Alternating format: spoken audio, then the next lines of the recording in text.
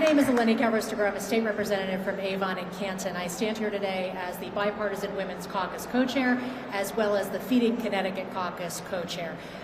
Jason Jakubowski mentioned our bill that we have put forth this year through the Feeding Connecticut Caucus for $10 million for CT-NAP.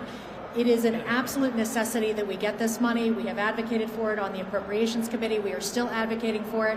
I was thrilled to see that finally we are stepping up to have as much money as some of our partners in other states have for their food pantries, because it's critically important that we address this not just pantry to pantry, not just with Food Share, who is a Feeding America partner, but the fact that the state has to step up and has to help its people.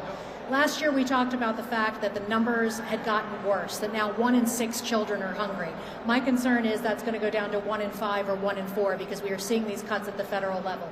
Part of the CT-NAP bill, 15% of that would go to our farmers. That's $1.5 million. That is critically important because our farmers have lost federal dollars that brought food into schools. We cannot forget about the food that goes into our schools because so many kids count on those free lunches in order to get through the day. So many parents count on those free lunches.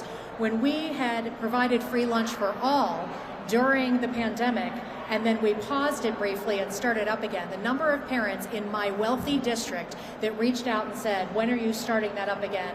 We really need it, because they didn't exactly qualify to have their child have free lunch, but they needed it. They were keeping their heat set at 60 in their houses, telling their kids to put on sweaters. They were making cuts where they could. We are back in that place. I worked at Food Share during the pandemic. I know exactly what it was to be at that Rentschler Field distribution and see people from all walks of life need that food. And that's who you should be thinking about when you think about who shows up at a food pantry. It is the working poor, people who have jobs but who cannot make ends meet. And so that's who we're thinking about. And absolutely, donate your fresh food, your canned goods, whatever it is you can to your local pantries. But don't forget that when you donate to Food Share and you are donating dollars to Food Share, it is a multiplier because they buy on such a grand scale. They are able to multiply those dollars.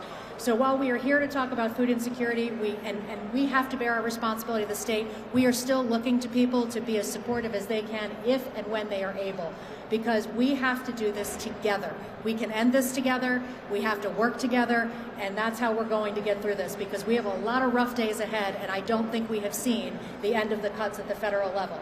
What wasn't mentioned today, 32 pallets from the USDA of food that was worth almost $2 million that didn't get delivered to Food Share. That means it didn't get to Torrington either. That means it didn't get to Fairfield County either. So think about this when you're thinking about how important it is that we address food insecurity.